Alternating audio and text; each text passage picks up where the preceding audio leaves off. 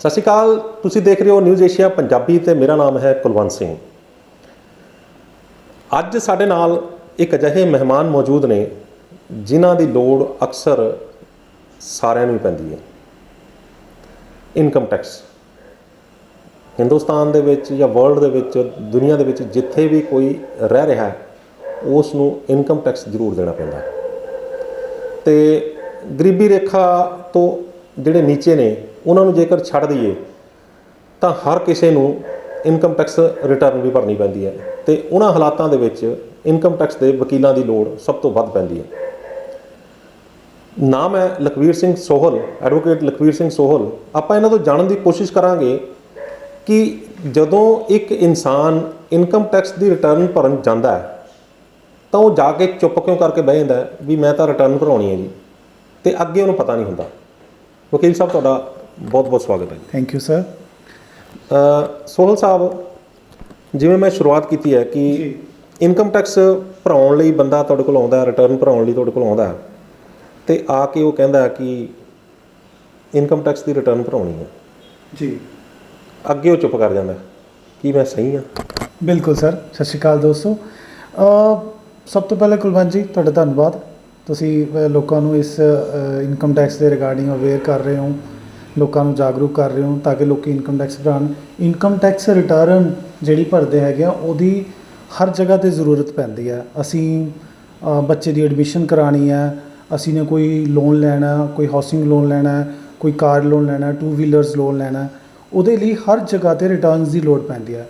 Returns ਦੀ ਜ਼ਰੂਰਤ ਕਿਉਂ ਪੈਂਦੀ ਹੈ? ਰੀਜ਼ਨ ਬੀਇੰਗ ਕਿ ਵੀ ਉਸ ਤੋਂ ਸਾਡੀ ਆਮਦਨ ਦੀ ਸਾਡੀ ਆਮਦਨ ਈਅਰਲੀ ਐਨਮ ਦੀ ਕਿੰਨੀ ਹੈ ਉਹ ਪਤਾ ਚੱਲਦਾ ਹੈ। ਇਸ ਕਰਕੇ ਸਾਨੂੰ ਰਿਟਰਨ ਭਰਨੀ ਪੈਂਦੀ ਹੈ। ਜਦੋਂ ਸਾਨੂੰ ਕੋਈ ਅਥੋਰਿਟੀਜ਼ ਜਾਂ ਬੈਂਕ ਵਾਲੇ ਜਾਂ ਲੋਨਸ ਵਾਲੇ ਇਹ ਪੁੱਛਦੇ ਨੇ ਤੁਹਾਡੀ ਇਨਕਮ ਕਿੰਨੀ ਹੈ, ਅਸੀਂ ਕਹਿ ਦਿੰਦੇ ਹਾਂ ਸਾਡੀ ਲੱਖ ਰੁਪਇਆ 2 ਲੱਖ ਰੁਪਏ ਨੇ ਆਮਦਨ ਹੈ। ਤਾਂ what is a proof is return. ਤਾਂ ਜ਼ਿਆਦਾਤਰ ਲੋਕ ਕੀ ਹੈਗਾ ਜਿਹੜੇ ਕਿ ਥੋੜ੍ਹੇ ਇਲਿਟਰੇਟ ਨੇ, ਅਨਪੜ੍ਹ ਲੋਕ ਜਿਨ੍ਹਾਂ ਨੂੰ ਆਪਾਂ ਕਹਿ ਦਿੰਦੇ ਹਾਂ, ਉਹ ਲੋਕ ਸਾਡੇ ਕੋਲ ਰਿਟਰਨਸ ਭਰਾਉਣ ਆਉਂਦੇ ਨੇ, ਉਹ ਚੁੱਪ ਕਰਕੇ ਬੈਠ ਜਾਂਦੇ ਨੇ। ਅਸੀਂ ਜਿਸ ਤਰ੍ਹਾਂ ਉਹਨਾਂ ਦੇ ਪੇਪਰ ਦਿੱਤੇ ਵੀ ਲੋਨ ਲੈਣਾ, ਹਾਂਜੀ ਲੋਨ ਲਈ, ਉਸ ਤਰ੍ਹਾਂ ਰਿਟਰਨ ਭਰ ਕੇ ਦੇਤੀ ਉਹਨਾਂ ਨੂੰ, ਹੈ ਨਾ। ਤਾਂ ਇਸ ਕਰਕੇ ਥੋੜ੍ਹਾ ਜਿਹਾ ਨਾ ਇਸ ਚੀਜ਼ ਨੂੰ ਉਹਨਾਂ ਨੂੰ ਅਵੇਅਰ ਕਰਨ ਦੀ ਜ਼ਰੂਰਤ ਹੈ ਕਿ ਵੀ ਰਿਟਰਨ ਸਿਰਫ ਲੋਨ ਭਰਨ ਵਾਸਤੇ ਨਹੀਂ,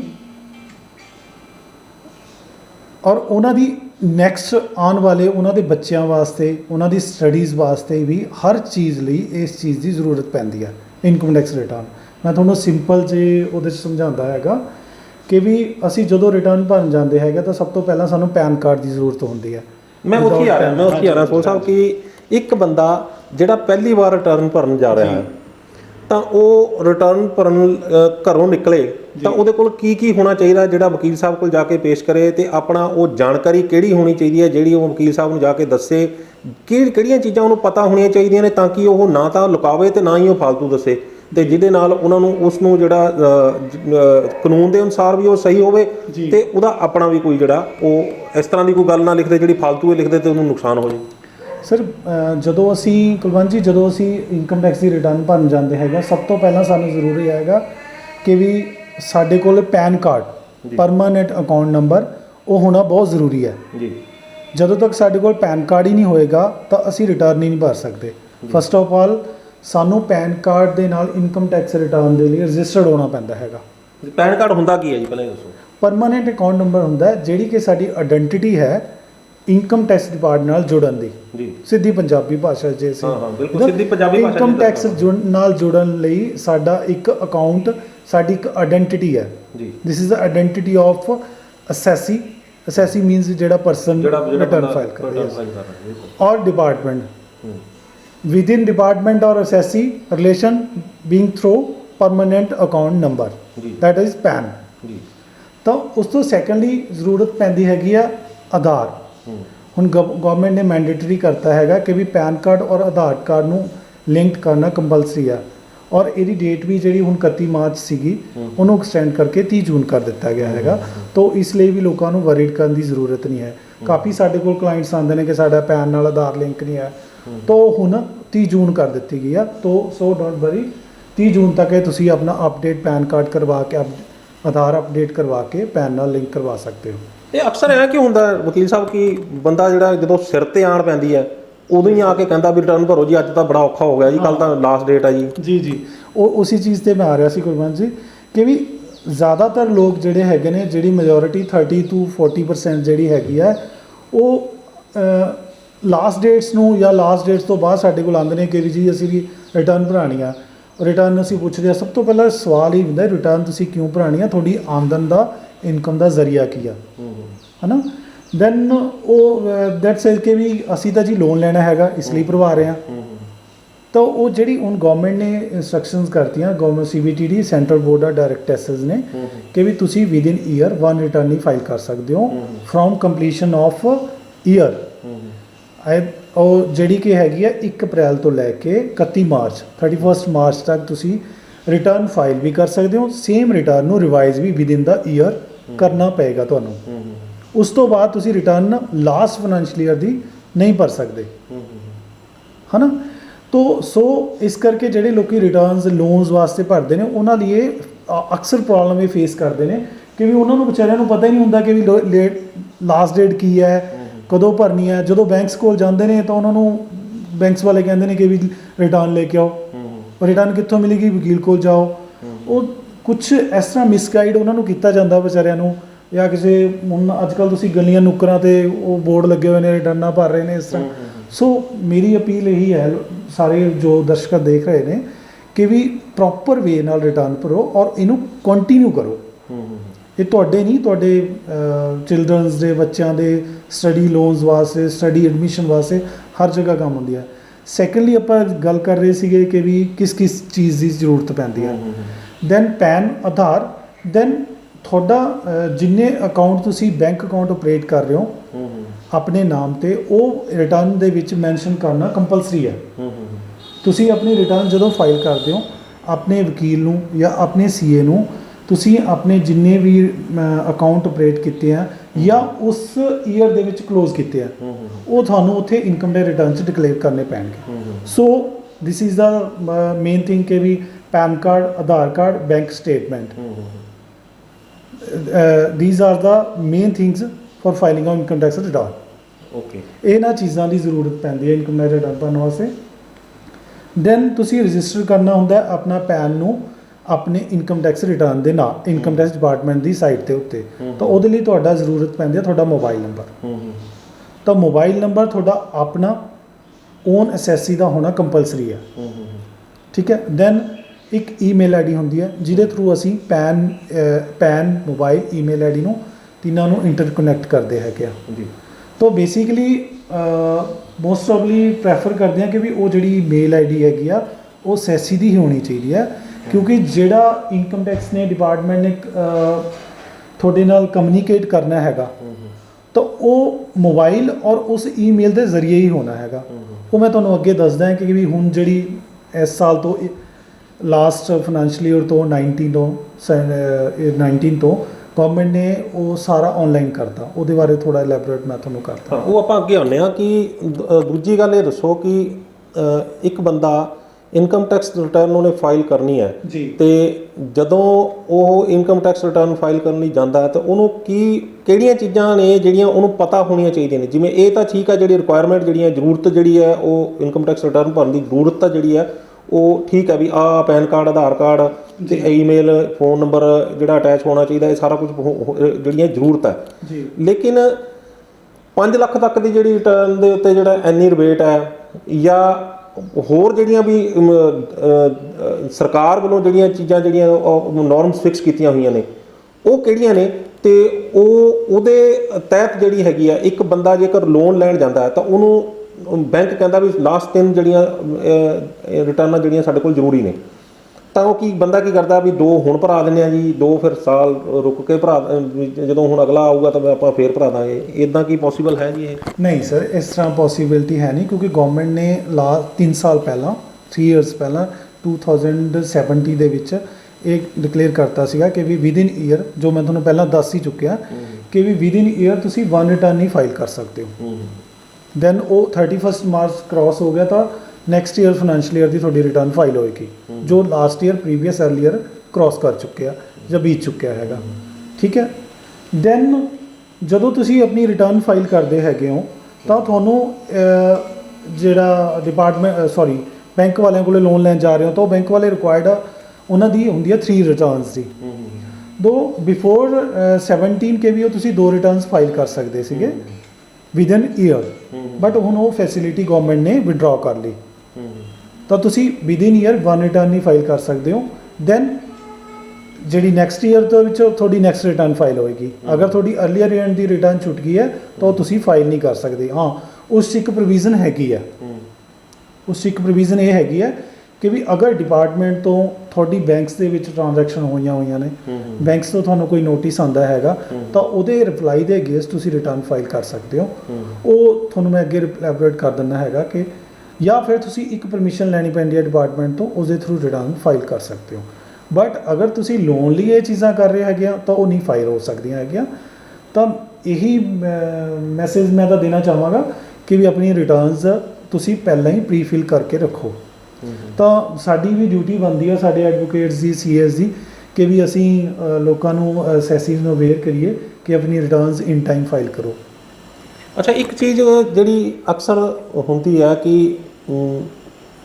ਇੱਕ ਬੰਦਾ ਉਹਨੇ ਲੋਨ ਲਿਆ ਹੋਇਆ ਜੀ, ਜਿਹੜਾ ਉਹਨੇ ਪਰਸਨਲ ਲੋਨ ਲਿਆ ਜੀ, ਤੇ ਪਰਸਨਲ ਲੋਨ ਦੀਆਂ ਉਹ ਕਿਸ਼ਤਾਂ ਭਰ ਰਿਹਾ, ਬਟ ਉਹ ਹੋਮ ਲੋਨ ਜਿਹੜਾ ਰੈਜ਼ੀਡੈਂਸ ਲੋਨ ਜਿਹੜਾ ਉਹਦੇ 'ਚ ਇਨਕਮ ਟੈਕਸ ਦੀ ਰਿਬੇਟ ਹੁੰਦੀ ਹੈ, ਤੇ ਦੂਜੇ 'ਚ ਉਹ ਸੋਚਦਾ ਵੀ ਮੈਂ ਜੇ ਹੁਣ ਇਹਨੂੰ ਇਨਕਮ ਤੋਂ ਉਹਦੇ ਸ਼ੋਅ ਕਰਾਂਗਾ ਤਾਂ ਮੈਨੂੰ ਰਿਬੇਟ ਤਾਂ ਇਹਦੀ ਹੈ ਨਹੀਂ।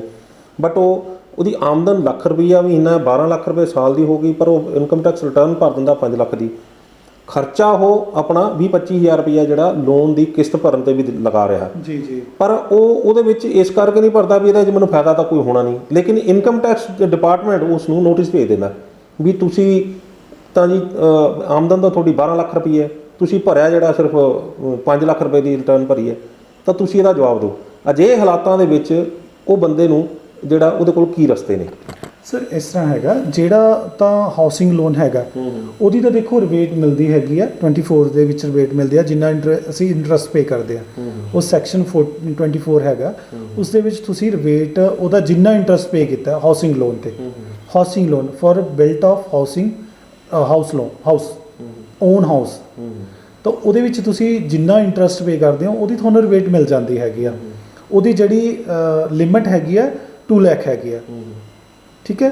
ਦੈਨ ਜਿੰਨਾ ਤੁਸੀਂ ਉਸ ਦੀ ਰੀਪੇਮੈਂਟ ਕੀਤੀ ਹੈ, ਰੀਪੇਮੈਂਟ ਮੀਨਸ ਹੁੰਦਾ ਕੁਲਵੰਤ ਜੀ ਕਿ ਵੀ ਕਿਸ਼ਤ ਜਿਹੜੀ ਅਸੀਂ ਪੇ ਕੀਤੀ ਆ ਆਫਟਰ ਪੇਇੰਗ ਇੰਟਰਸਟ, ਜਿਹੜੀ ਇੰਟਰਸਟ ਪੇ ਕਰਕੇ ਬਾਕੀ ਰਿਮੇਨਿੰਗ ਅਮਾਊਂਟ ਬਚਦੀ ਹੈ that will be a repayment, ਤਾਂ ਉਹ ਤੁਸੀਂ 1.5 ਲੱਖ ਤੱਕ ਕਲੇਮ ਕਰ ਸਕਦੇ ਹੋ, ਠੀਕ ਹੈ। ਉਹ ਤੁਹਾਡੀ 2 ਲੱਖ ਉੱਥੇ ਹੋਗੀ, 1.5 ਲੱਖ ਉੱਥੇ ਹੋਗੀ, ਉਹ ਕਲੇਮ ਕਰ ਸਕਦੇ ਹੋ ਤੁਸੀਂ।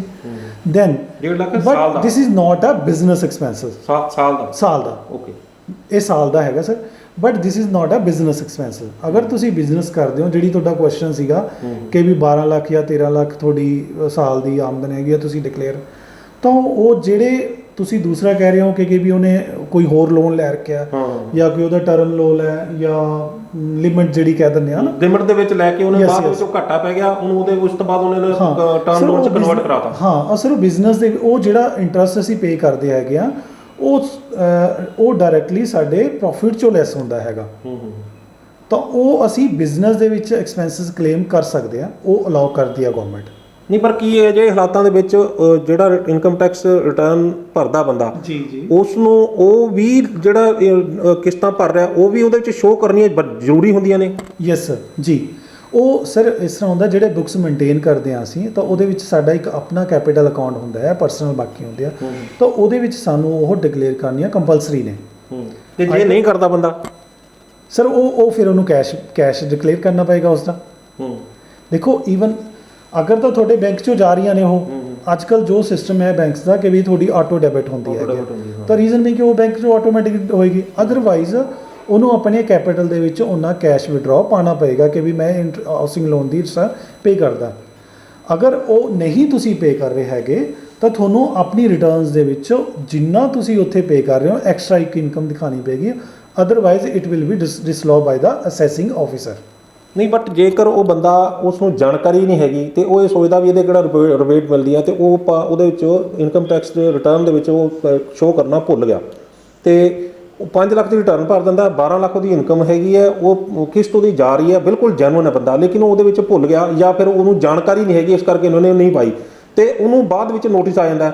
ਅਜਿਹੇ ਹਾਲਾਤਾਂ ਦੇ ਵਿੱਚ ਫਿਰ ਕੀ ਉਸਨੂੰ ਜੁਰਮਾਨਾ ਲੱਗੇਗਾ ਜਾਂ ਉਸਨੂੰ ਉਹ ਆਪਣਾ ਉਹਦੇ ਇਨਕਮ ਟੈਕਸ ਭਰਨਾ ਪਏਗਾ? ਕੀ ਉਹਦੇ ਕੋਲ ਰੈਮਡੀ ਹੋਏਗੀ ਉਹਦੇ ਵਿੱਚ? ਸਰ ਉਸ ਐਸਾ ਹੈਗਾ, ਦਿਸ ਇਜ਼ ਆਵਰ ਡਿਊਟੀ ਕਿ ਵੀ ਜੋ ਉਹਦਾ ਐਡਵੋਕੇਟ ਜਾਂ ਉਹਨੇ ਅਕਾਊਂਟਸ ਦੇ ਮੇਨਟੇਨ ਕਰਦੇ ਹੈਗੇ ਨੇ, ਇਟਸ ਆਵਰ ਡਿਊਟੀ ਕਿ ਵੀ ਉਹਨੂੰ ਇਸ ਚੀਜ਼ ਦੀ ਜਾਣਕਾਰੀ ਦਈਏ, ਹੈ ਨਾ। ਤਾਂ ਉਹ ਜੇ ਉਸ ਨੂੰ ਇਸ ਚੀਜ਼ ਦੀ ਨੌਲੇਜ ਨਹੀਂ ਹੈਗੀ ਤਾਂ ਉਹ ਜਾਣਕਾਰੀ ਦੇਣਾ ਸਾਡਾ ਡਿਊਟੀ ਬਣਦੀ ਹੈ ਕਿ ਵੀ ਇਹ ਤੁਸੀਂ ਡਿਕਲੇਅਰ ਕਰੋ। ਅਦਰ ਦੈਨ ਫਿਰ ਵੀ ਜੇ ਉਹ ਚੀਜ਼ ਲੈਫਟ ਹੋ ਜਾਂਦੀ ਹੈਗੀ ਆ, ਉਸ ਨੂੰ ਕਰਦੀ ਹੈ, ਤਾਂ ਜਦੋਂ ਅਸੈਸਿੰਗ ਆਫਿਸਰ ਕੋਲ ਇਹ ਚੀਜ਼ਾਂ ਜਾਂਦੀਆਂ ਹੈਗੀਆਂ ਨੇ ਤਾਂ ਉਹ ਹੀ ਹੈਜ਼ ਅ ਪਾਵਰ ਟੂ ਕਿ ਵੀ ਉਸ ਨੂੰ ਇੰਟਰਸਟ ਲਗਾ ਸਕਦਾ ਹੈਗਾ। ਉਹ ਜਿੰਨੀ ਇੰਟਰਸਟ ਅਸੀਂ ਉਸ ਨੂੰ ਕੰਸੀਲ ਕੀਤਾ ਹੈਗਾ ਤਾਂ ਉਸ 'ਤੇ ਇੰਟਰਸਟ ਵਿਦ ਪੈਨਲਟੀ ਔਰ ਇੰਟਰਸਟ ਦੋਨੋਂ ਲਗਾ ਸਕਦੇ ਨੇ, ਠੀਕ ਹੈ। ਤਾਂ ਉਸ ਦੀ ਰੈਮੇਡੀ ਇਹੀ ਹੈਗੀ ਹੈ ਕਿ ਵੀ ਜੋ ਉਸਨੇ ਇਨਕਮ ਡਿਕਲੇਅਰ ਕੀਤੀ ਹੈਗੀ ਆ, ਜੋ ਨੇ ਬਿਜ਼ਨਸ ਐਕਸਪੈਂਸਿਸ ਕਲੇਮ ਕੀਤੇ ਹੈਗੇ ਨੇ, ਦਿਸ is not more than his income. Expenses ਜੋ ਕਲੇਮ ਕਰ ਰਿਹਾ, ਦਿਸ is not more than his income. ਅਗਰ ਉਸ ਤੋਂ ਸਹੀ ਨੇ ਤਾਂ ਉਸ ਨੂੰ ਕੋਈ ਪ੍ਰੋਬਲਮ ਨਹੀਂ ਹੈਗੀ। ਅੱਛਾ, ਅੱਜ ਕੱਲ੍ਹ ਕੁਛ ਸਰਕਾਰ ਨੇ ਇੱਦਾਂ ਦਾ ਵੀ ਕੀਤਾ ਹੋਇਆ ਕਿ ਔਨਲਾਈਨ ਤੁਹਾਡੇ ਕੋਲ ਜਿਹੜਾ ਨੋਟਿਸ ਆ ਜਾਂਦਾ ਤਾਂ ਤੁਹਾਨੂੰ ਕਹਿੰਦੇ ਨੇ ਔਨਲਾਈਨ ਹੀ ਦਾ ਜਵਾਬ ਦਿਓ। ਉਹ ਕੀ ਹੈਗਾ ਕਿ ਉਹਦੇ ਵਿੱਚ ਸਰਕਾਰ ਨੂੰ ਅਸੀਂ ਸੈਟੀਸਫਾਈਡ ਕਰ ਪਾਉਂਦੇ ਹਾਂ, ਜੇ ਨਹੀਂ ਕਰ ਪਾਉਂਦੇ ਹਾਂ ਤਾਂ ਫਿਰ ਉਹ ਔਨਲਾਈਨ ਹੀ ਸਾਨੂੰ ਜੁਰਮਾਨਾ ਭਰਨਾ ਪਏਗਾ ਜਾਂ ਔਨਲਾਈਨ ਹੀ ਸਾਡੇ 'ਤੇ ਰੇਡ ਪੈ ਜਾਏਗੀ? ਕੀ ਹੋਏਗਾ ਉਹਦੇ ਵਿੱਚ? ਹਾਂ ਹਾਂਜੀ, ਇਹ ਤੁਸੀਂ ਬਹੁਤ ਅੱਛਾ ਸਵਾਲ ਪੁੱਛਿਆ, ਕਿਉਂਕਿ ਅੱਜ ਹੁਣ ਲਾਸਟ ਈਅਰ ਤੋਂ 2019 ਤੋਂ ਸਰਕਾਰ ਨੇ NEMS ਸਟਾਰਟ ਕੀਤੀ ਹੈ, ਨੈਸ਼ਨਲ ਈ ਅਸੈਸਮੈਂਟ। ਨੈਸ਼ਨਲ ਈ ਅਸੈਸਮੈਂਟ ਦੇ ਵਿੱਚ ਕੀ ਹੈਗਾ, ਉਹ ਵੈਸੇ ਵੀ ਹੁਣ ਤਾਂ ਦੇਖੋ ਤੁਸੀਂ ਪੈਂਡੇਮਿਕ ਚੱਲ ਰਿਹਾ, ਜਿਹੜਾ ਕੋਵਿਡ ਚੱਲ ਰਿਹਾ ਹੈਗਾ, ਹੈ ਨਾ, ਇਸ 'ਤੇ ਰਿਗਾਰਡਿੰਗ ਤੁਸੀਂ ਡਿਪਾਰਟਮੈਂਟ ਦੇ ਵਿੱਚ ਫਿਜ਼ੀਕਲੀ ਅਪੀਅਰ ਨਹੀਂ ਹੋ ਸਕਦੇ। ਤਾਂ ਹੁਣ ਉਹ ਜਿਹੜੀ ਸਕੀਮ ਸੀਗੀ ਉਹ ਕਲਾਇੰਟਸ ਵਾਸਤੇ, ਅਸੈਸਿੰਗ ਵਾਸਤੇ ਬੈਨੀਫੀਸ਼ੀਅਲ ਹੈ। ਉਹਦੇ ਵਿੱਚ ਸਰ ਕੀ ਹੁੰਦਾ, ਨੈਸ਼ਨਲ ਈ ਅਸੈਸਮੈਂਟ ਜੋ 2019 ਤੋਂ ਸਟਾਰਟ ਕੀਤੀ ਹੈ ਗਵਰਨਮੈਂਟ ਨੇ, ਉਹ ਜੋ ਵੀ ਤੁਹਾਨੂੰ ਨੋਟਿਸ ਜਾਂ ਕੋਈ ਕੁਆਰੀ ਅਸੈਸਿੰਗ ਆਫਿਸਰ ਤੋਂ ਆਉਂਦੀ ਹੈਗੀ ਆ, ਉਹ ਸਾਨੂੰ ਡਾਇਰੈਕਟਲੀ ਦਿੱਲੀ ਤੋਂ ਆਏਗੀ। ਉਹ ਦਿੱਲੀ ਜਿਹੜਾ ਇਹਨਾਂ ਦਾ ਹੈੱਡ ਆਫਿਸ ਹੈ ਉੱਥੋਂ ਆਏਗੀ। ਨੈਸ਼ਨਲ ਈ ਅਸੈਸਮੈਂਟ ਜਿਹੜਾ ਬਣਿਆ ਹੋਇਆ ਇਹਨਾਂ ਦਾ ਡਿਪਾਰਟਮੈਂਟ, ਉੱਥੋਂ ਆਏਗੀ। ਉਹਦਾ ਤੁਸੀਂ ਜਵਾਬ ਵੀ ਹੈ, ਜੋ ਵੀ ਹੈ, ਤੁਸੀਂ ਆਨਲਾਈਨ ਹੀ ਆਪਣੇ ਪੋਰਟਲ 'ਤੇ ਲੌਗਇਨ ਕਰਕੇ ਦੇਣਾ। ਉਹ ਤੁਸੀਂ ਆਪ ਵੀ ਦੇ ਸਕਦੇ ਹੋ, ਤੁਹਾਡਾ ਕਾਉਂਸਲ ਵੀ ਦੇ ਸਕਦਾ ਹੈਗਾ, ਵਕੀਲ ਸੀ ਜੋ ਵੀ, ਹੈ ਨਾ। ਤਾਂ ਉਹ ਸਾਰਾ ਟੋਟਲੀ ਹੀ ਆਨਲਾਈਨ ਹੋਏਗਾ। ਦੂਜੀ ਗੱਲ ਤੁਸੀਂ ਪੁੱਛੀ ਸੀਗੀ ਕਿ ਵੀ ਉਹ ਸਾਨੂੰ ਜੁਰਮਾਨਾ ਪਏਗਾ ਜਾਂ ਅਸੀਂ ਉਹ ਆਨਲਾਈਨ ਪੇ ਕਰਨਾ ਹੈਗਾ, ਉਹ ਸਭ ਆਨਲਾਈਨ ਹੀ ਹੋਏਗਾ। ਇਹ ਨਹੀਂ ਹੈ ਕਿ ਵੀ ਅਗਰ ਤੁਸੀਂ ਪਹਿਲਾਂ ਅਸੈਸਿੰਗ ਆਫਿਸਰ ਨੂੰ ਜਾ ਕੇ ਸੈਟੀਸਫਾਈ ਕਰਾ ਦਿੰਦੇ ਸੀਗੇ ਫਿਜ਼ੀਕਲੀ ਫੇਸ ਟੂ ਫੇਸ ਕਿ ਵੀ ਆਨਲਾਈਨ ਐਸਾ ਕੁਝ ਨਹੀਂ ਹੋਏਗਾ, ਇਹ ਗਲਤ ਹੈ। ਪਹਿਲਾਂ ਥੋੜੀ ਜਾ ਕੇ ਮਿੰਤਾਂ ਵੀ ਕਰ ਲੈਂਦੇ ਸੀ, ਕਿਸੇ ਤੋਂ ਸਪਾਰਸ਼ ਪਾ ਲੈਂਦੇ ਸੀ, ਤੇ ਹੁਣ ਉਹ ਨਹੀਂ ਹੋਏਗਾ। ਹੁਣ ਜੋ ਉੱਥੇ ਕਾਗਜ਼ ਬਣਾਉਣਗੇ, ਜੋ ਡੈਫੀਨਿਟਲੀ ਪਹਿਲਾਂ ਵੀ ਇਹ ਚੀਜ਼ਾਂ ਨਹੀਂ ਹੁੰਦੀਆਂ ਸੀਗੀਆਂ ਕਿ ਵੀ ਮਿੰਤਾਂ। ਉਹ ਦੋਨੋਂ ਜਿਹੜੇ ਤੁਹਾਡੇ ਪੇਪਰ ਜਾਂ ਤੁਹਾਡੀ ਜਿਹੜੀ ਡਾਕੂਮੈਂਟੇਸ਼ਨ ਸੀਗੀ ਉਹ ਰਿਕੁਆਇਰਡ ਸੀਗੀ, that will be provided to the assessee। ਨਹੀਂ, ਬਟ ਤੁਸੀਂ ਕਿਹਾ ਨਾ ਵੀ ਉਹ ਤਾਂ ਆਫਿਸਰ ਜਿਹੜਾ ਹੁੰਦਾ ਉਹਦੀ ਮਤਲਬ ਪਾਵਰ ਦੇ ਵਿੱਚ ਹੁੰਦਾ ਵੀ ਚਾਹੇ ਉਹ ਤੁਹਾਨੂੰ ਜੁਰਮਾਨਾ ਲਾ ਵੀ ਸਕਦਾ, ਨਹੀਂ ਵੀ ਲਾ ਸਕਦਾ। ਉੱਥੇ ਥੋੜ੍ਹੀਆਂ ਮਿੰਨਤਾਂ ਵੀ ਕੰਮ ਕਰ ਜਾਂਦੀਆਂ, ਥੋੜ੍ਹੀ ਸਿਫਾਰਿਸ਼ ਵੀ ਕੰਮ ਕਰ ਜਾਂਦੀ, ਮੈਂ ਤਾਂ ਕਹਿ ਰਿਹਾ ਸਰ। ਉਹ ਫੇਸ ਵੈਲਿਊ ਥੋੜ੍ਹੀ ਕੰਮ ਤਾਂ ਕਰਦੀ ਹੈ ਦੇਖੋ, ਬਟ ਜਿਹੜੇ ਤੁਹਾਡੇ ਪੇਪਰ ਨੇ ਉਸ ਰਿਗਾਰਡ ਉਹ ਪੇਪਰ ਬਹੁਤ ਡਾਕੂਮੈਂਟੇਸ਼ਨ ਬਹੁਤ ਜ਼ਰੂਰੀ ਹੈ।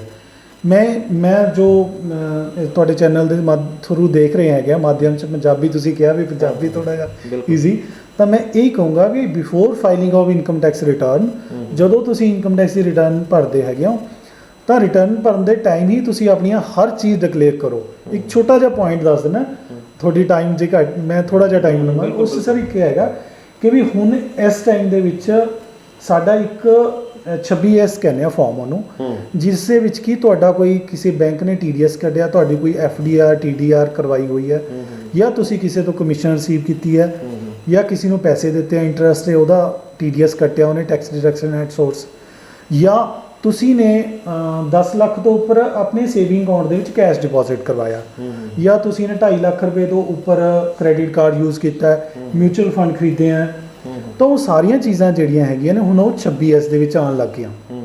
ਉਹ ਤੁਸੀਂ ਕੰਸੀਲ ਨਹੀਂ ਕਰ ਸਕਦੇ, ਛੁਪਾ ਨਹੀਂ ਸਕਦੇ। ਤਾਂ ਉਹਦੇ 'ਚ ਕੀ ਹੁੰਦਾ ਹੈਗਾ ਕਿ ਵੀ ਜੋ ਵੀ ਤੁਹਾਡਾ ਕਾਉਂਸਲ ਜਾਂ ਤੁਹਾਡਾ ਵਕੀਲ ਰਿਟਰਨ ਫਾਈਲ ਕਰਦਾ, ਅਸੀਂ ਉਹ ਸਾਡੀ ਵੀ ਡਿਊਟੀ ਬਣਦੀ ਹੈ ਕਿ ਵੀ ਇਹ ਤੁਹਾਨੂੰ ਦੱਸੀਏ।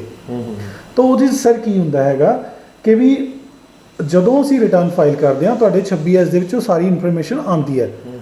ਤਾਂ ਜਦੋਂ ਇਨਫੋਰਮੇਸ਼ਨ ਆਉਂਦੀ ਹੈਗੀ ਹੈ ਤਾਂ ਉਸ ਰਿਟਰਨ ਫਾਈਲਿੰਗ ਦੇ ਟਾਈਮ ਹੀ ਉਹ ਸਾਰੀਆਂ ਚੀਜ਼ਾਂ ਨੂੰ ਸਾਨੂੰ ਨਜ਼ਰ 'ਚ ਰੱਖ ਕੇ ਉਹ ਰਿਟਰਨ ਫਾਈਲ ਕਰਨੀ ਚਾਹੀਦੀ ਹੈ ਕਿ ਵੀ ਇਹ ਤੁਹਾਡੀ ਇਨਕਮ ਹੈ। ਤਾਂ ਉਹ ਜਦੋਂ ਤੁਹਾਡੀ ਕੋਈ ਕੁਆਰੀ ਆਉਂਦੀ ਹੈਗੀ ਹੈ ਤਾਂ ਉਹ ਤੁਸੀਂ ਈਜ਼ੀਲੀ ਉਹਦਾ ਆਨਸਰ ਦੇ ਸਕਦੇ ਹੋ ਕਿ ਵੀ have already declared in our return. ਅੱਛਾ, ਇੱਕ ਗੱਲ ਦੱਸੋ ਕਿ ਅਕਸਰ ਬੰਦੇ ਜਿਹੜੇ ਕਹਿੰਦੇ ਨੇ ਵੀ ਕਿਸੇ ਨੂੰ ਕਹਿ ਦਿੰਦੇ ਨੇ ਵੀ ਚੱਲ ਯਾਰ ਪੇਮੈਂਟ ਮੰਗਾਣੀ ਤਾਂ ਤੂੰ ਮੇਰੇ ਬੈਂਕ 'ਚ ਭੇਜ ਦੇ ਯਾਰ ਲੱਖ ਰੁਪਈਆ, ਤੇ ਆਪਾਂ ਮੈਂ ਕਢਾ ਕੇ ਦੇ ਦਾਂਗਾ। ਤੇ ਕਿੰਨਾ ਕੁ ਪੈਸੇ ਜਿਹੜੀ ਹੈ ਬੈਂਕ ਦੀ ਟ੍ਰਾਂਜੈਕਸ਼ਨ ਜਿਹੜੀ ਆ ਉਹ ਇੱਕ ਆਮ ਬੰਦੇ ਨੂੰ ਜਿਹੜੀ ਆ ਉਹ ਬਿਲਕੁਲ ਸਹੀ ਹੈਗੀ ਹੈ? ਤੇ ਜੇਕਰ ਉਹ ਕਿਸੇ ਦੇ ਪੈਸੇ ਮੰਗਾ ਕੇ ਤੇ ਕਿਸੇ ਨੂੰ ਦੇ ਦਿੰਦਾ ਕਢਾ ਕੇ, ਤਾਂ ਕੀ ਉਹ ਉਹਦੇ ਖਾਤੇ 'ਚ ਜੁੜ ਜਾਣਗੇ ਜਾਂ ਕੀ ਇਸ ਤਰ੍ਹਾਂ ਦਾ ਕੀ ਗੱਲ ਹੋਏਗੀ? ਸਰ ਉਹ ਜੁੜ ਵੀ ਸਕਦੇ ਆ, ਨਹੀਂ ਵੀ ਜੁੜ ਸਕਦੇ, ਉਹਦੀ ਅਲੱਗ-ਅਲੱਗ ਕੈਟਾਗਰੀਜ਼ ਜਾਂ ਰੀਜ਼ਨਸ ਵੀ ਹੁੰਦੇ ਹੈਗੇ ਨੇ। ਉਹਦੇ 'ਚ ਸਰ ਇਹ ਹੈਗਾ ਕਿ ਵੀ ਅਗਰ ਤੁਸੀਂ ਅੱਜ ਕੱਲ੍ਹ ਇਹ ਬਹੁਤ ਟ੍ਰੈਂਡ ਚੱਲ ਗਿਆ ਹੈ ਨਾ, ਸਾਡੇ ਕੋਲ ਵੀ ਕਾਲਸ ਆਉਂਦੀਆਂ ਨੇ ਕਿ ਵੀ ਮੇਰਾ ਦੋਸਤ ਹੈ ਜੀ ਕੈਨੇਡਾ 'ਚ ਅਮਰੀਕਾ 'ਚ ਕਿ ਵੀ ਮੈਂ ਜੀ ਉਸ ਤੋਂ ਪੈਸੇ ਮੰਗਵਾ ਲਾਂ। ਤਾਂ ਜਿਹੜਾ ਐਜ਼ ਪਰ ਡਿਪਾਰਟਮੈਂਟ ਗਾਈਡਲਾਈਨਸ ਹੈਗੀਆਂ ਨੇ ਤੁਸੀਂ ਬਲੱਡ ਰਿਲੇਸ਼ਨ ਦੇ ਵਿੱਚ ਮੰਗਵਾ ਸਕਦੇ ਹੋ।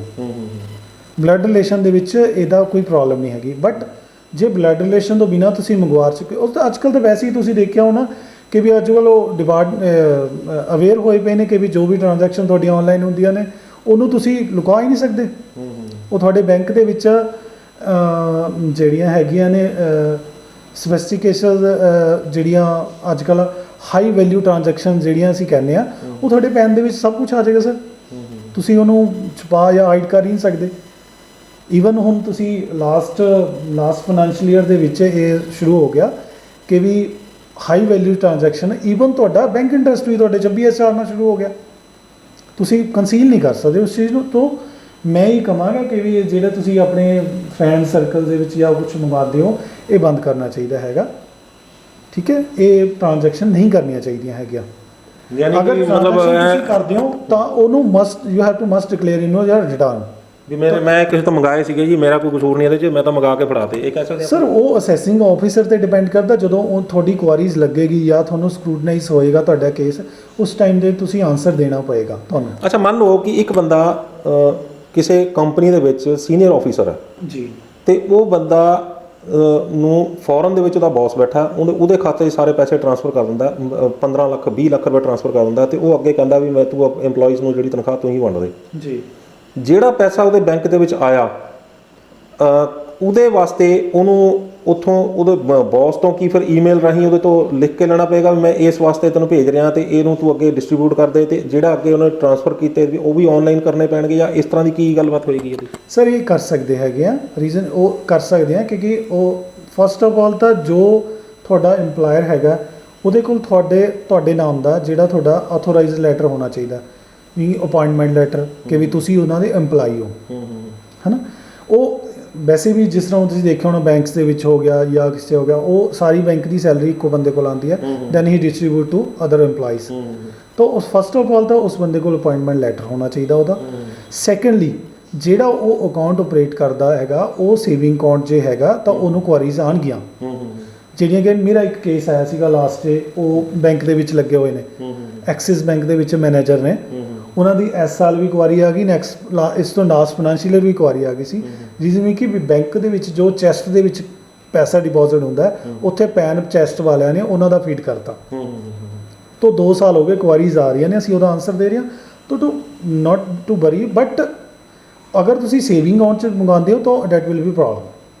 ਅੱਛਾ, ਹੁਣ ਆਪਾਂ ਆਈਏ ਕਿ ਘਰ ਦੇ ਵਿੱਚ ਜਿਹੜਾ ਸੋਨਾ ਪਿਆ ਹੁੰਦਾ, ਇਹਦੇ ਵਾਸਤੇ ਇੱਕ ਬਹੁਤ ਵੱਡਾ ਮੈਨੂੰ ਲੱਗਦਾ ਲੇਡੀਜ਼ ਦੇ ਮਨਾਂ ਦੇ ਵਿੱਚ ਖਾਸ ਕਰ ਜਿਹੜੇ ਇਸ ਚੀਜ਼ ਦਾ ਡਰ ਹੈ ਕਿ ਪਿੱਛੇ ਜੇ ਜਦੋਂ ਜਿਹੜਾ ਨੋਟਬੰਦੀ ਦੇ ਦੌਰਾਨ ਜਦੋਂ ਇੱਕ ਫੈਸਲਾ ਕੀਤਾ ਗਿਆ ਸੀ ਸਰਕਾਰ ਵੱਲੋਂ ਕਿ ਇੰਨਾ ਸੋਨਾ ਜਿਹੜਾ ਉਹ ਵਿਆਹੀ ਹੋਈ ਔਰਤ ਕੋਲ ਹੋਣਾ ਚਾਹੀਦਾ, ਇੰਨਾ ਸੋਨਾ ਕੁਆਰੀ ਔਰਤ ਕੋਲ ਹੋਣਾ ਚਾਹੀਦਾ, ਕੁਆਰੇ ਮਰਦ ਕੋਲ, ਕੁਆਰੇ ਜਿਹੜਾ ਵਿਆਹੇ ਹੋਏ ਬੰਦੇ ਕੋਲੇ ਘਰ ਦੇ ਵਿੱਚ ਇੰਨਾ ਸੋਨਾ ਹੋਣਾ ਚਾਹੀਦਾ, ਜੇ ਇਦੋਂ ਵੱਧ ਹੋਇਆ ਤਾਂ ਤੁਹਾਡਾ ਜ਼ਬਤ ਵੀ ਹੋ ਸਕਦਾ।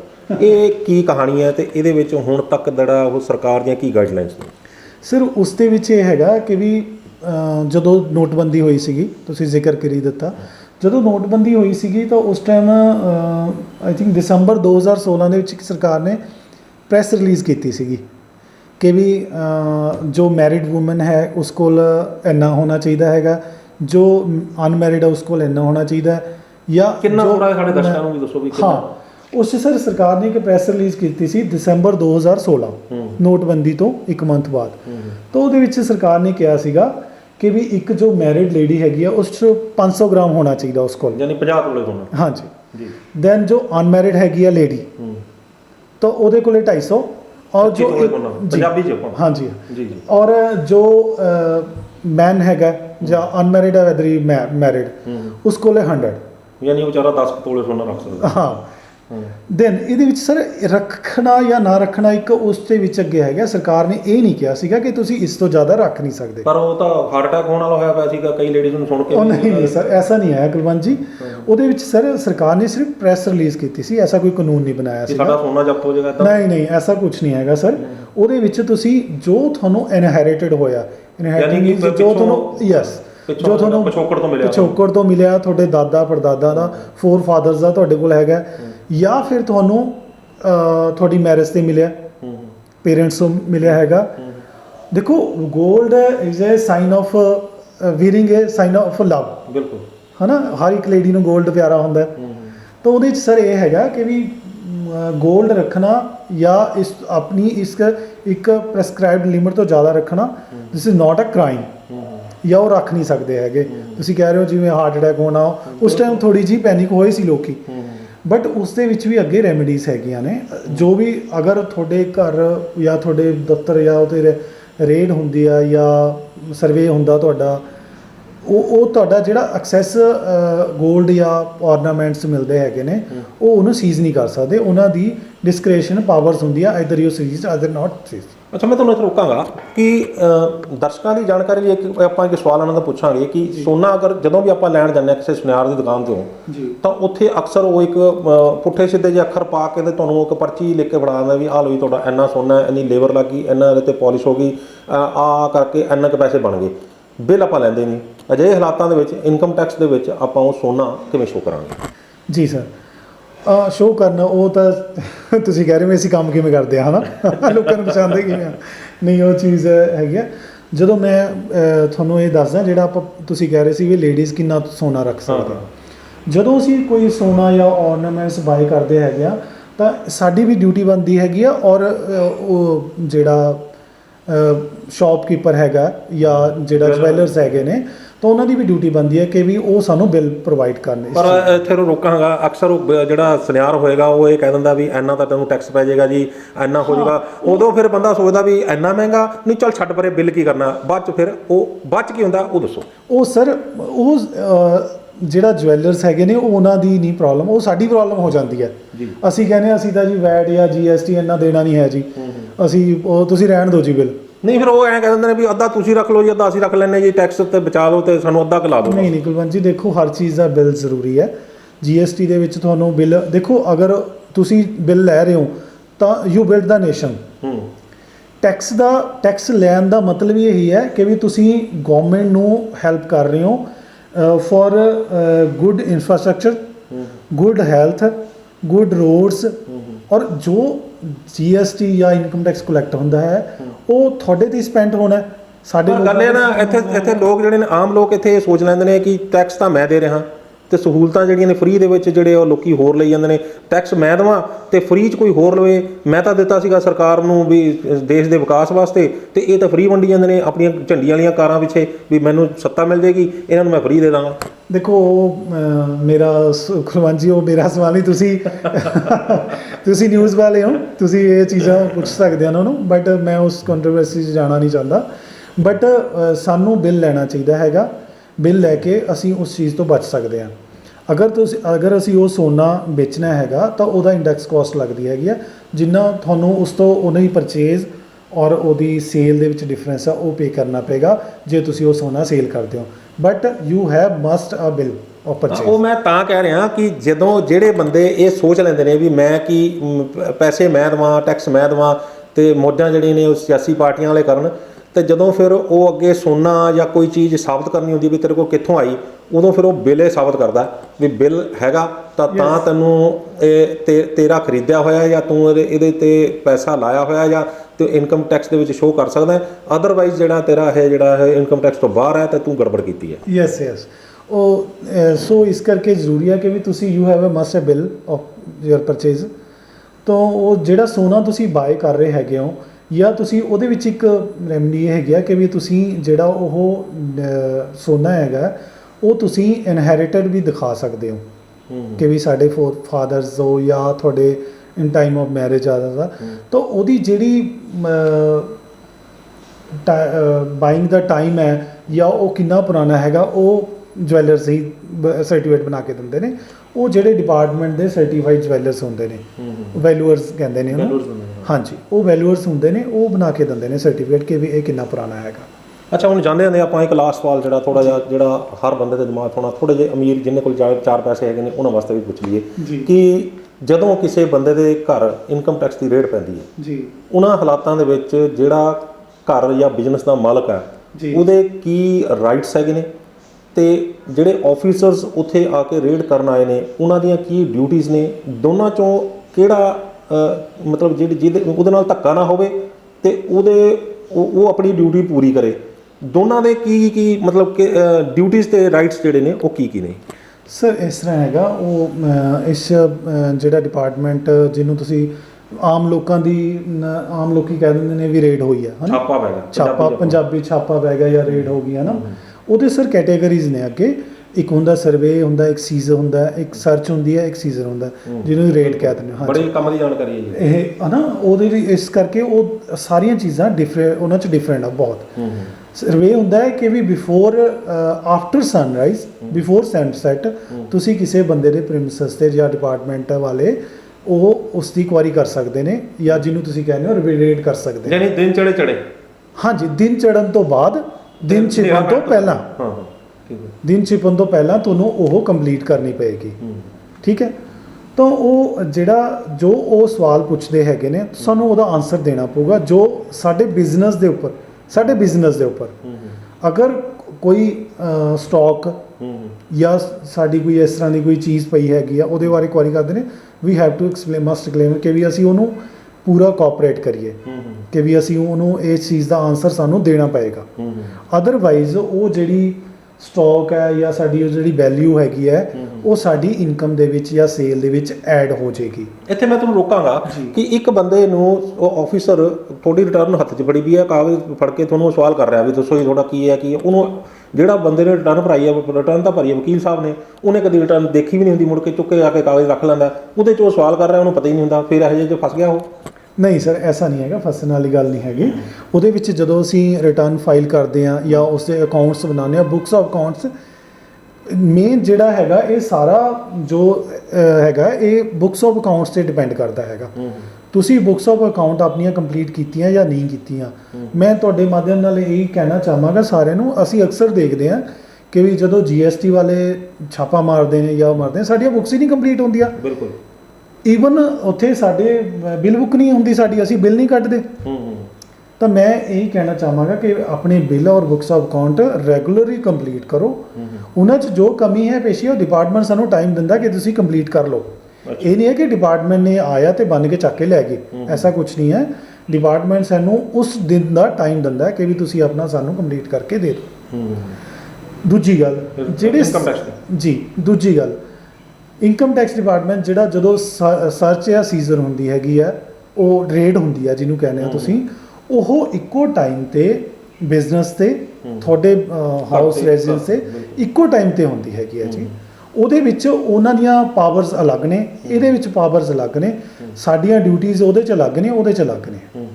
ਸੋ ਇਹ ਸਰਵੇ, ਸਰਚ, ਸੀਜ਼ਰ, ਰੇਡ ਇਹ ਸਾਰਿਆਂ 'ਚ ਬਹੁਤ ਜ਼ਿਆਦਾ ਡਿਫਰੈਂਸ ਹੈ। ਤਾਂ ਉਹ ਸਰਵੇ ਹੈਗਾ 133 ਦੇ ਵਿੱਚ, ਉਹ ਤੁਹਾਨੂੰ ਡਿਪਾਰਟਮੈਂਟ ਨੂੰ ਉਹ ਸੂਰਜ ਤੋਂ ਚੜ੍ਹਨ ਤੋਂ ਬਾਅਦ ਤੇ ਸੂਰਜ ਛਿਪਣ ਤੋਂ ਪਹਿਲਾਂ ਵਿੱਚ ਦੇ ਵਿੱਚ ਜਾਣਾ ਪੈਂਦਾ ਹੈਗਾ। ਅੱਛਾ, ਇੱਕ ਚੀਜ਼ ਦੱਸੋ ਕਿ ਜਦੋਂ ਬੰਦਾ ਤੁਹਾਡੇ ਘਰੇ ਕੋਈ ਇਨਕਮ ਟੈਕਸ ਵਾਲੇ ਆਫੀਸਰ ਆ ਗਏ ਜਾਂ ਰੇਡ ਕਰਨ ਆ ਗਏ ਜੀ, ਅਜਿਹੇ ਹਾਲਾਤਾਂ ਦੇ ਵਿੱਚ ਉਹ ਤੁਹਾਡੇ ਕੋਲ ਕੁਝ ਜ਼ਬਤ ਕਰਕੇ ਲੈ ਜਾਂਦੇ ਨੇ ਜੀ, ਤਾਂ ਉਹ ਤੁਹਾਨੂੰ ਕੀ ਕੁਝ ਲਿਖ ਕੇ ਦੇ ਕੇ ਜਾਣਾ ਉਹਨਾਂ ਲਈ ਜ਼ਰੂਰੀ ਹੁੰਦਾ ਹੈ, ਜਾਂ ਫਿਰ ਉਹ ਆਏ ਔਰ ਚੁੱਪ ਕਰਕੇ ਆਪਣਾ ਲਵੇਟਿਆ ਤੇ ਚਲੇ ਗਏ ਤੇ ਉਹ ਆ ਜਾਓ ਜੀ ਦਫ਼ਤਰ 'ਚ, ਤੇ ਉਹ ਸਾਨੂੰ ਕੀ ਪਤਾ ਲੱਗਿਆ ਵੀ ਉਹ ਕੀ ਲੈ ਗਏ, ਕੀ ਛੱਡ ਗਏ ਸਾਡੇ ਕੋਲ? ਜੀ ਜੀ ਸਰ, ਉਹਦੇ ਵਿੱਚ ਇੱਕ ਲਿਸਟ ਬਣਦੀ ਹੈਗੀ ਹੈ ਪ੍ਰੋਪਰ, ਸੈਕਸ਼ਨ 133 ਦੇ ਵਿੱਚ ਜਦ ਤੁਹਾਡੇ ਸਰਵੇ ਹੁੰਦਾ ਹੈਗਾ। ਹਾਂਜੀ, ਤਾਂ ਪੰਜਾਬੀ ਭਾਸ਼ਾ ਤੋਂ ਤੁਹਾਡੀ 'ਚ ਪੰਚਨਾਮਾ ਕਹਿ ਦਈਏ, ਉਹਦੇ ਵਿੱਚ ਸਰਵੇ ਜਦੋਂ ਹੁੰਦਾ ਹੈਗਾ 133 'ਚ, ਤਾਂ ਉਹਦੇ ਵਿੱਚ ਤੁਹਾਡੀ ਇੱਕ ਰਿਪੋਰਟ ਬਣਦੀ ਆ ਪੂਰੀ। ਅਗਰ ਤੁਸੀਂ ਡਿਕਲੇਅਰ ਕਰਤਾ ਕਿ ਵੀ ਮੇਰੇ ਕੋਲ ਇਹ ਐਕਸਟਰਾ ਚੀਜ਼ ਪਈ ਸੀ, ਐਕਸਟਰਾ ਸਟਾਕ ਪਿਆ ਸੀ, ਜਾਂ ਇਹਦੀ ਐਕਸਟਰਾ ਵੈਲਿਊ ਹੈਗੀ ਆ, ਤਾਂ ਉਹ ਤੁਹਾਡਾ ਉਨਾ ਹੀ ਉਸ 'ਤੇ ਤੁਹਾਡੀ ਇਨਕਮ 'ਚ ਐਡ ਕਰਕੇ ਉਹਦਾ ਟੈਕਸ ਲਗਾ ਕੇ ਤੁਹਾਨੂੰ ਦੇ ਜਾਣਗੇ। ਨਹੀਂ ਬਟ ਜਦੋਂ ਲਿਜਾ ਰਹੇ ਨੇ ਮੈਂ ਹਾਂਜੀ ਮੈਂ ਉੱਥੇ ਆ ਰਿਹਾ ਸੀਗਾ। ਅਗਰ ਤੁਹਾਡੀ ਕੋਈ ਸੈਟਲਮੈਂਟ ਡਿਪਾਰਟਮੈਂਟ ਨੂੰ ਤੁਸੀਂ ਡਿਕਲੇਅਰ ਨਹੀਂ ਕਰਦੇ ਜਾਂ ਸਰੈਂਡਰ ਨਹੀਂ ਕਰਦੇ, ਅਗਰ ਤੁਹਾਡਾ ਕੁਝ ਵੀ ਸਰੈਂਡਰ ਨਹੀਂ ਹੁੰਦਾ ਹੈਗਾ ਤਾਂ ਡਿਪਾਰਟਮੈਂਟ ਕੋਲ ਪਾਵਰ ਹੈਗੀ ਹੈ ਕਿ ਵੀ ਉਹ ਜਿਹੜਾ ਕਿ ਵੀ ਉਹਨਾਂ ਨੂੰ ਲੱਗਦਾ ਕਿ ਵੀ ਇਹ ਚੀਜ਼ਾਂ ਇਹ ਤੁਹਾਡੇ ਸਟਾਕ 'ਚ ਜਾਂ ਤੁਹਾਡੀ ਆਮਦਨ ਦੇ ਵਿੱਚ ਨਹੀਂ ਹੈਗੀਆਂ, ਉਹ ਉਹਨੂੰ ਸੀਜ਼ ਕਰਕੇ ਤੁਹਾਨੂੰ ਲਿਸਟ ਬਣਾ ਕੇ ਤੁਹਾਡੇ ਸਾਈਨ ਔਰ ਵਿਦ ਸੀਲ ਐਂਡ ਸਟੈਂਪ ਲਗਾ ਕੇ ਇੱਕ ਕਾਪੀ ਆਪਣੇ ਤੁਹਾਨੂੰ ਦੇ ਕੇ ਜਾਏਗਾ। ਯਾਨੀ ਕਿ ਉਹ ਕਿਸੇ ਗਵਾਹ ਦੀ ਹਾਜ਼ਰੀ, ਕਿਸੇ ਗਵਾਹ ਦੇ ਸਾਈਨ ਵੀ ਹੋਣਗੇ ਉਸ ਟਾਈਮ? ਬਿਲਕੁਲ ਸਰ, ਉਹ ਤੁਸੀਂ ਆਪਣੇ ਕਾਉਂਸਲਰ ਨੂੰ, ਆਪਣੇ ਵਕੀਲ ਨੂੰ ਉਸ ਟਾਈਮ 'ਤੇ ਪ੍ਰੈਜ਼ੈਂਟ ਕਰ ਸਕਦੇ ਹੋ। ਅਸੀਂ ਜਦੋਂ ਸਰਚ ਜਾਂ ਕਿਸੇ ਦੇ ਜਾਂ ਸੀਜ਼ਰ ਜਾਂ ਸਰਵੇ ਹੁੰਦਾ ਹੈਗਾ, ਅਸੀਂ ਉੱਥੇ ਮੌਜੂਦ ਰਹਿੰਦੇ ਹਾਂ ਸਰ। ਯਾਨੀ ਕਿ ਵਕੀਲ ਬੁਲਾ ਸਕਦਾ ਆਪਣਾ, ਉਹਦੇ ਕੋਲ ਰਾਈਟ ਹੈ? ਹੀ ਹੈਜ਼ ਅ ਰਾਈਟ, ਬਿਲਕੁਲ ਹੀ ਹੈਜ਼ ਅ ਰਾਈਟ। ਔਰ ਡਿਪਾਰਟਮੈਂਟ ਵਾਲੇ ਸਾਨੂੰ ਬੁਲਾਉਂਦੇ ਨੇ ਕਿ ਵੀ ਤੁਸੀਂ ਇਹ ਆਓ। ਉਹ ਮੋਸਟ ਆਫਲੀ ਇਹ ਹੁੰਦਾ ਹੈ ਕਿ ਵੀ ਜੋ ਉਹਦੀ ਐਕਸਟਰਾ ਚੀਜ਼ਾਂ ਹੈਗੀਆਂ ਨੇ ਉਹਨੂੰ ਅਸੀਂ ਡਿਕਲੇਅਰ ਕਰ ਦਈਏ। ਅਗਰ ਉਹ ਨਹੀਂ, ਉਸ ਚੀਜ਼ 'ਤੇ ਸਰੈਂਡਰ ਨਹੀਂ ਹੁੰਦੀ ਹੈਗੀ ਅਮਾਊਂਟ, ਤਾਂ ਉਹ ਡਿਪਾਰਟਮੈਂਟ ਕੋਲ ਰਾਈਟ ਹੈ ਕਿ ਵੀ ਉਹਨਾਂ ਨੂੰ ਸੀਜ਼ ਕਰਕੇ ਲੈ ਕੇ ਜਾ ਸਕਦਾ, ਬਟ ਉਹ ਤੁਹਾਨੂੰ ਉਹਦੀ ਰਸੀਦ ਦੇ ਕੇ ਜਾਣਗੇ। ਸੋ ਜਾਂਦੇ ਫਿਰ ਤੁਸੀਂ ਹੁਣ ਜਾਂਦੇ ਆਪਣੀ ਇੱਕ ਐਕਸਪਰਟ ਰਾਏ, ਕੀਮਤੀ ਰਾਏ ਜਿਹੜੀ ਹੈ ਉਹ ਆਮ ਪਬਲਿਕ ਨੂੰ, ਜਿਹੜੀ ਕਿ ਇਨਕਮ ਟੈਕਸ ਰਿਟਰਨ ਭਰਨਾ ਚਾਹੁੰਦੇ ਨੇ ਜਾਂ ਇਨਕਮ ਟੈਕਸ ਦੇ ਬਾਰੇ ਕੁਝ ਅਸਲ ਜਾਣਕਾਰੀ ਹਾਸਲ ਕਰਨਾ ਚਾਹੁੰਦੇ ਨੇ, ਜਾਂਦੇ ਐਕਸਪਰਟ ਰਾਏ ਕੀ ਦੇ ਕੇ ਜਾਓਗੇ? ਸਰ ਮੇਰੀ ਦਰਸ਼ਕਾਂ ਨੂੰ ਦੇਖ ਰਹੇ ਨੂੰ ਇਹੀ ਅਪੀਲ ਜਾਂ ਬੇਨਤੀ ਜਾਂ ਸੁਜੈਸ਼ਨ ਐਡਵਾਈਸ ਹੈ ਕਿ ਵੀ ਤੁਸੀਂ ਆਪਣੀ ਜਿਹੜੀ ਇਨਕਮ ਟੈਕਸ ਦੀ ਰਿਟਰਨ ਆ ਉਹ ਟਾਈਮ ਸਿਰ ਫਾਈਲ ਕਰੋ। ਹੁਣ ਮੈਂ ਤੁਹਾਨੂੰ ਇਹ ਨਵੇਂ ਸਾਲ ਦੀ ਥੋੜ੍ਹੀ ਜਿਹੀ ਬਰੀਫ ਦੇ ਦਿੰਦਾ ਕਿ ਵੀ ਜਿਹੜਾ ਹੁਣ ਨਵਾਂ ਸਾਲ ਸਟਾਰਟ ਹੋਇਆ, ਜਿਹੜੀ ਕਿ ਅਸੀਂ ਰਿਟਰਨ ਫਾਈਨੈਂਸ਼ੀਅਲ ਈਅਰ 31 ਮਾਰਚ 2021 ਵਾਲੀ, ਜਿਹਨੂੰ ਕਿ ਵਿੱਤੀ ਵਰਸ਼ 2021 ਕਹਿ ਦਿੰਦੇ ਆ, ਉਹਦੀ ਜਿਹੜੀ ਰਿਟਰਨ ਫਾਈਲ ਕਰਨ ਦੀ ਲਾਸਟ ਡੇਟ ਹੈਗੀ ਆ ਉਹ 31 ਜੁਲਾਈ ਹੈਗੀ ਆ। ਔਰ ਰਿਟਰਨ ਫਾਰਮ ਗਵਰਨਮੈਂਟ ਨੇ 1 ਅਪ੍ਰੈਲ ਨੂੰ ਨੋਟੀਫਾਈ ਕਰਤੇ, ਜਿਹੜੇ ਕਿ ਆ ਚੁੱਕੇ ਨੇ। ਉਹ ਥੋੜ੍ਹੇ ਦਿਨਾਂ ਤੱਕ ਸਾਰੇ ਵਕੀਲਾਂ ਕੋਲ, ਸੀਏਸ ਕੋਲ ਅਪਡੇਟ ਹੋ ਜਾਣਗੇ, ਸਾਡੇ ਅਪਡੇਟ ਹੋ ਜਾਣਗੇ। ਸੋ ਮੇਰੀ ਇਹੀ ਰਾਏ ਹੈ, ਬੇਨਤੀ ਹੈ ਤੁਹਾਨੂੰ ਕਿ ਵੀ ਤੁਸੀਂ ਆਪਣੀ ਜਿਹੜੀ ਇਨਕਮ ਟੈਕਸ ਦੀ ਰਿਟਰਨ ਹੈ ਉਹ 31 ਮਾਰਚ ਤੋਂ ਪਹਿਲਾਂ ਫਾਈਲ ਕਰੋ। ਜੇ ਕਿਸੇ ਨੇ ਆਡਿਟ ਕਰਵਾਉਣੀ ਹੈਗੀ ਆ ਉਹ 30 ਸਤੰਬਰ ਤੋਂ ਪਹਿਲਾਂ ਆਡਿਟ ਵੀ ਕਰਵਾਓ। ਇਹ ਇਨ ਟਾਈਮ ਫਾਇਰ ਕਰੋ। ਉਸ ਤੋਂ ਬਾਅਦ ਫਸਟ ਆਫ ਆਲ ਤਾਂ ਤੁਹਾਨੂੰ 5000 ਰੁਪਏ ਜੁਰਮਾਨਾ ਅਕੋਰਡਿੰਗ ਟੂ ਯਰ ਇਨਕਮ। ਯਾਨੀ ਕਿ ਤੁਸੀਂ ਰਿਟਰਨ ਨਹੀਂ ਫਾਈਲ ਕੀਤੀ ਤਾਂ 5000 ਰੁਪਏ ਤੁਹਾਨੂੰ ਦੇਣਾ ਪਏਗਾ। ਯਾਨੀ ਫੀਸ ਤਾਂ ਜਿਹੜੀ ਦੇਣੀ ਪਏਗੀ 5000 ਰੁਪਏ ਹੋਰ ਵੀ ਦੇਣਾ ਪਏਗਾ। 5000 ਦੇਣਾ ਪਏਗਾ ਸਰ। ਕੁਲਵੰਤ ਜੀ, ਦੂਜੀ ਗੱਲ ਇਹ ਹੈ, ਅਗਰ ਤੁਸੀਂ ਦਸੰਬਰ ਕ੍ਰਾਸ ਕਰਦੇ ਹੋ ਤਾਂ ਉਹ ਜੁਰਮਾਨਾ ਵੱਧ ਕੇ 10000 ਰੁਪਏ ਹੋ ਜਾਏਗਾ। ਯਾਨੀ ਕਿ ਇਦੋਂ ਚੰਗਾ ਤਾਂ ਬੰਦਾ ਜਿਹੜਾ 10000 ਦੀ ਇਨਕਮ ਵੱਧ ਸ਼ੋਅ ਕਰਕੇ ਟੈਕਸ ਭਰ ਦੇਵੇ, ਉਹ ਜ਼ਿਆਦਾ। ਹਾਂ, ਅਸੀਂ ਇਹੀ ਅਪੀਲ ਕਰਦੇ ਹਾਂ ਕਿ ਵੀ ਤੁਸੀਂ ਇਨ ਟਾਈਮ ਫਾਈਲ ਕਰੋ, ਟੈਕਸ ਦਿਓ, ਜਿਹੜਾ ਕਿ ਗਵਰਨਮੈਂਟ ਨੂੰ ਹੈਲਪ ਕਰਦਾ। ਉਹ ਸਾਡੇ 'ਤੇ ਹੀ ਸਪੈਂਡ ਹੁੰਦਾ ਹੈਗਾ, ਸਾਡੀ ਹੈਲਥ 'ਤੇ, ਸਾਡੇ ਇਨਫਰਾਸਟਰਕਚਰ 'ਤੇ, ਰੋਡਸ 'ਤੇ, ਡਿਵੈਲਪਮੈਂਟ ਵਾਸਤੇ ਕੰਟਰੀਜ਼ 'ਤੇ ਹੁੰਦਾ ਹੈ। ਤਾਂ ਸੋ ਮੇਰੀ ਇਹ ਅਪੀਲ ਹੈ ਕਿ ਵੀ ਇਨ ਟਾਈਮ ਰਿਟਰਨ ਫਾਈਲ ਕਰੋ। ਦੂਜੀ ਗੱਲ ਇਹ ਹੈਗੀ ਹੈ, ਇੱਕ ਮੋਸਟ ਇੰਪੋਰਟੈਂਟ ਚੀਜ਼ ਹੈ ਜਿਹੜੀ ਮੈਂ ਸਟਾਰਟਿੰਗ 'ਚ ਹੀ ਦੱਸੀ ਸੀਗੀ ਕਿ ਵੀ ਤੁਸੀਂ ਅਗਰ 31 ਮਾਰਚ 2022 ਕ੍ਰਾਸ ਕਰ ਗਈ ਤਾਂ ਤੁਸੀਂ ਰਿਟਰਨ ਫਾਈਲ ਹੀ ਨਹੀਂ ਕਰ ਸਕਦੇ 2020-21 ਦੀ।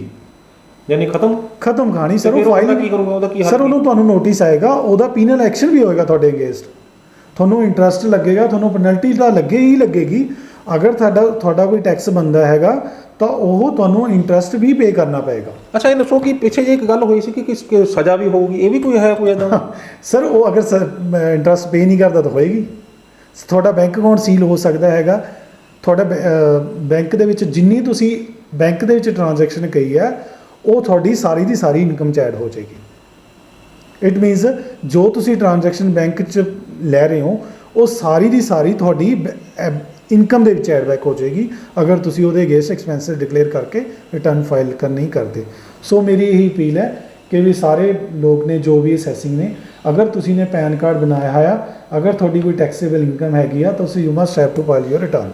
ਇੱਕ ਛੋਟੀ ਜਿਹੀ ਹੋਰ ਜਾਣਕਾਰੀ ਮੈਂ ਦੇ ਦਿੰਦਾ। ਸਰਕਾਰ ਨੇ ਹੁਣ ਕਿਹਾ ਸੀਗਾ ਕਿ ਵੀ ਜਿਹੜੇ ਸੀਨੀਅਰ ਸਿਟੀਜ਼ਨ ਨੇ ਅਬਵ ਦੈਨ 18 ਕਿ ਵੀ ਉਹਨਾਂ ਨੂੰ ਸੁਪਰ ਸੀਨੀਅਰ ਸਿਟੀਜ਼ਨ ਕਹਿੰਦੇ ਨੇ, ਉਹਨਾਂ ਨੂੰ ਰਿਟਰਨ ਫਾਈਲ ਕਰਨ ਦੀ ਜ਼ਰੂਰਤ ਨਹੀਂ। ਸੋ ਮੈਂ ਇਹ ਕਹੂੰਗਾ ਵੀ ਉਹਨਾਂ ਨੂੰ ਰਿਟਰਨ ਫਾਈਲ ਕਰਨ ਦੀ ਜ਼ਰੂਰਤ ਨਹੀਂ। ਬਟ ਇੱਥੇ ਇੱਕ ਸਵਾਲ ਹੈ, ਅਗਰ ਜੇ ਤੁਹਾਡੀ ਕੋਈ FDR TDR ਜਾਂ ਕੋਈ ਰੈਕਰਿੰਗ ਡਿਪੋਜ਼ਿਟ ਕਰਵਾਇਆ ਹੋਇਆ ਹੈਗਾ, ਉਹਦੇ 'ਤੇ TDS ਕੱਟਦਾ ਹੈ, ਤੁਹਾਡੇ 26S ਫਾਰਮ 'ਚ ਆਉਂਦਾ ਹੈ, ਤਾਂ ਤੁਹਾਨੂੰ ਰਿਟਰਨ ਫਾਈਲ ਕਰਨੀ ਚਾਹੀਦੀ ਹੈ। ਅਦਰਵਾਈਜ਼ ਡਿਪਾਰਟਮੈਂਟ ਵਾਲੇ ਤੁਹਾਨੂੰ ਨੋਟਿਸ ਭੇਜ ਦੇਣਗੇ, ਕਿਉਂਕਿ 26S ਦੇ ਵਿੱਚ ਤੁਹਾਡਾ TDS ਕੱਟਿਆ ਹੋਇਆ ਸ਼ੋਅ ਹੋ ਰਿਹਾ, ਤੁਹਾਡਾ ਟੈਕਸ ਸ਼ੋਅ ਹੋ ਰਿਹਾ। ਤਾਂ ਉਹ ਤੁਸੀਂ ਟੈਕਸ ਵਾਪਸ ਲੈਣ ਵਾਸਤੇ ਜਾਂ ਉਸ ਨੋਟਿਸ ਤੋਂ ਬਚਣ ਲਈ you have to file must your return. ਬਹੁਤ ਬਹੁਤ ਧੰਨਵਾਦ ਲਖਵੀਰ ਸਿੰਘ ਸੋਹਲ ਜੀ, ਤੁਸੀਂ ਬਹੁਤ ਕੀਮਤੀ ਜਾਣਕਾਰੀ ਸਾਡੇ ਦਰਸ਼ਕਾਂ ਨੂੰ ਥੈਂਕ ਸਾਂਝੀ ਯੂ ਕੀਤੀ। ਕੁਲਵੰਤ ਜੀ, ਤੁਹਾਡਾ ਬਹੁਤ ਬਹੁਤ ਧੰਨਵਾਦ, ਤੁਸੀਂ ਸਾਡੇ ਥਰੂ ਇੰਨੀ ਅੱਛੀ ਜਾਣਕਾਰੀ ਦੇ ਰਹੇ ਹੋ। Thank you so much. ਉਹ ਸਨ ਲਖਵੀਰ ਸਿੰਘ ਸੋਹਲ, ਐਡਵੋਕੇਟ ਲਖਵੀਰ ਸਿੰਘ ਸੋਹਲ, ਜਿਨ੍ਹਾਂ ਨੇ ਸਾਨੂੰ ਇਨਕਮ ਟੈਕਸ ਮਾਮਲਿਆਂ ਦੇ ਵਿੱਚ ਬੜੀ ਵਡਮੁੱਲੀ ਜਾਣਕਾਰੀ ਦਿੱਤੀ ਹੈ। ਤੇ ਅਖੀਰ 'ਚ ਜਾਂਦੇ ਜਾਂਦੇ ਥੋੜ੍ਹਾ ਜਿਹਾ ਛੋਟੀ ਜੀ ਬਿਲਕੁਲ ਇੱਕ ਮੈਂ ਕਰਨਾ ਚਾਹਾਂਗਾ, ਕੁਲਵੰਤ ਜੀ ਤੁਹਾਨੂੰ ਦੱਸ ਹੀ ਦੇਣਗੇ ਮੇਰਾ ਐਡਰੈਸ ਵਗੈਰਾ ਜੋ ਵੀ ਹੈ।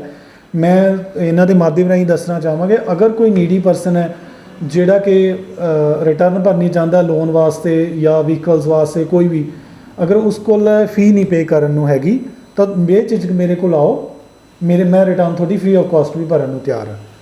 Always welcome. ਕੀ ਬਾਤ ਹੈ, ਕੀ ਬਾਤ ਹੈ। ਸੋ ਇਹ ਜਾਂਦਿਆਂ ਨੇ ਜਿਹੜਾ ਇੱਕ ਅੱਡੀ ਵੱਡੀ ਜਿਹੜੀ ਹੈ ਇਹ ਇੱਕ ਹੋਰ, ਅਗਰ ਕੋਈ ਵਿਡੋ ਹੈ, ਕੋਈ ਹੈਂਡੀਕੈਪਡ ਹੈ, ਕੋਈ ਜਿਸ ਨੂੰ ਜ਼ਰੂਰਤ ਹੈਗੀ ਆ, ਤਾਂ ਮੈਂ ਫ੍ਰੀ ਚ ਪੇ ਕਰਨ ਰਿਟਰਨ ਫਾਈਲ ਕਰਨ ਨੂੰ ਤਿਆਰ ਹਾਂ। Don't worry, always welcome. ਹਾਂ, ਬਹੁਤ ਧੰਨਵਾਦ ਜੀ ਤੁਹਾਡਾ। ਦਰਸ਼ਕਾਂ ਵੱਲੋਂ ਮੈਂ ਪਹਿਲਾਂ ਹੀ ਧੰਨਵਾਦ ਕਰ ਦਿੰਦਾ, ਕਿਉਂਕਿ ਇਹ ਬਹੁਤ ਵੱਡੀ ਗੱਲ ਹੈ ਕਿ ਤੁਸੀਂ ਜਿਹੜੀ ਹੈ ਇੱਕ ਲੋਕ ਸੇਵਾ ਦੀ ਜਿਹੜੀ ਗੱਲ ਕੀਤੀ ਹੈ। ਜਿਹੜੇ ਗਰੀਬ ਤਬਕਾ ਹੈ, ਜਿਹੜੇ ਕੁਝ ਅੱਗੇ ਹਾਸਲ ਕਰਨਾ ਚਾਹੁੰਦਾ ਇਨਕਮ ਟੈਕਸ ਰਿਟਰਨ ਦੇ ਰਾਹੀਂ ਲੋਨ ਲੈਣਾ ਚਾਹੁੰਦਾ ਹੈ, ਜਾਂ ਕਿਸੇ ਵੀ ਤਰੀਕੇ ਨਾਲ ਉਹਨੂੰ ਇਨਕਮ ਟੈਕਸ ਜਿਹੜੀ ਅੱਗੇ ਜ਼ਰੂਰਤ ਹੈ ਉਹਦੀ ਇਨਕਮ ਟੈਕਸ, ਤਾਂ ਉਹਦੇ ਵਿੱਚ ਤੁਸੀਂ ਜਿਹੜੀ ਹੈ ਉਹ ਮੁਫਤ ਜਿਹੜੀ ਸੇਵਾ ਕਰਨ ਨੂੰ ਤਿਆਰ ਹੋ। ਸੋ ਲਖਵੀਰ ਸਿੰਘ ਸੋਹਲ ਜਿਨ੍ਹਾਂ ਨੇ ਵੱਡਮੁੱਲੀ ਜਾਣਕਾਰੀ ਸਾਡੇ ਨਾਲ ਸਾਂਝੀ ਕੀਤੀ ਹੈ, ਸਾਨੂੰ ਦੱਸਿਆ ਹੈ ਕਿ ਰਿਟਰਨ ਫਾਈਲ ਕਰਨ ਵੇਲੇ ਸਾਡੇ ਕੋਲ ਕਿਹੜੇ ਕਾਗਜ਼ਾਤ ਜ਼ਰੂਰੀ ਹੁੰਦੇ ਨੇ। ਜਦੋਂ ਸਾਡੇ ਕੋਲੇ ਇਨਕਮ ਟੈਕਸ ਰਿਟਰਨ ਜਿਹੜੇ ਥੋੜ੍ਹੇ ਬਹੁਤੇ ਪੈਸੇ ਵਾਲੇ ਨੇ, ਉਹਨਾਂ 'ਤੇ ਇਨਕਮ ਟੈਕਸ ਜਿਹੜੀ ਜੇ ਰੇਡ ਪੈ ਜਾਂਦੀ ਹੈ, ਛਾਪਾ ਪੈ ਜਾਂਦਾ, ਤਾਂ ਉਹਨਾਂ ਹਾਲਾਤਾਂ 'ਚ ਸਾਡੀਆਂ ਕੀ ਡਿਊਟੀਆਂ ਨੇ, ਸਾਡੇ ਕੀ ਰਾਈਟਸ ਨੇ, ਤੇ ਜਿਹੜੇ ਅਫਸਰ ਸਾਡੇ ਘਰ ਜਿਹੜੇ ਰੇਡ ਮਾਰਨ ਆਏ ਨੇ, ਉਹ ਜਦੋਂ ਤੁਹਾਡੇ ਘਰੋਂ ਕੁਝ ਲਿਜਾ ਰਹੇ ਨੇ, ਤਾਂ ਉਹਨਾਂ ਹਾਲਾਤਾਂ ਦੇ ਵਿੱਚ ਉਹ ਤੁਹਾਨੂੰ ਕੀ ਦੇ ਕੇ ਜਾਣਗੇ, ਕਿਹਦੀ ਹਾਜ਼ਰੀ 'ਚ ਦੇ ਕੇ ਜਾਣਗੇ। ਸੋ ਤੁਹਾਨੂੰ ਇਹ ਗੱਲਬਾਤ ਕਿਵੇਂ ਲੱਗੀ, ਆਪਣੀ ਰਾਏ ਸਾਨੂੰ ਸਾਡੇ ਕਮੈਂਟ ਬਾਕਸ 'ਚ ਜ਼ਰੂਰ ਦੇਣਾ। ਅਗਲੀ ਵਾਰ ਫੇਰ ਹਾਜ਼ਰ ਹੋਵਾਂਗੇ ਇੱਕ ਨਵੇਂ ਮੁੱਦੇ, ਇੱਕ ਨਵੇਂ ਮਹਿਮਾਨ ਦੇ ਨਾਲ। ਉਦੋਂ ਤੱਕ ਮੈਨੂੰ ਦਿਓ ਇਜਾਜ਼ਤ। ਧੰਨਵਾਦ।